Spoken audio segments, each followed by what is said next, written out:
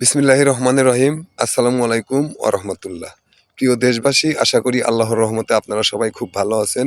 আমিও আল্লাহর রহমতে আপনাদের দোয়ায় খুব ভালো আছি, আলহামদুলিল্লাহ। তো আজকে অনেকদিন পর আসলাম ধানের ক্ষেতে দেখার জন্য ধানগুলি পাকছে কিনা। তো ধানগুলি মোটামুটি পেকেছে।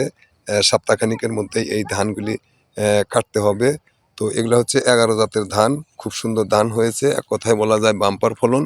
তো এটা হচ্ছে আমার বড় ভাইয়ের ধান ক্ষেত। তো এর পাশেরটাই হচ্ছে আমার ধান ক্ষেত। দেখি আব্বু, এদিকে আসো। তো এটা হচ্ছে আমার ধান ক্ষেত। খুব সুন্দর ধান হয়েছে। ধানের সিসাগুলি ৮ থেকে ৯ ইঞ্চি লম্বা হবে। খুব সুন্দর ধান হয়েছে।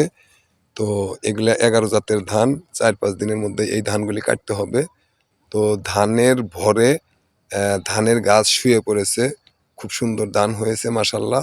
তো আপনারা সবাই ভালো থাকবেন, সুস্থ থাকবেন। আসসালামু আলাইকুম ওয়া রাহমাতুল্লাহ।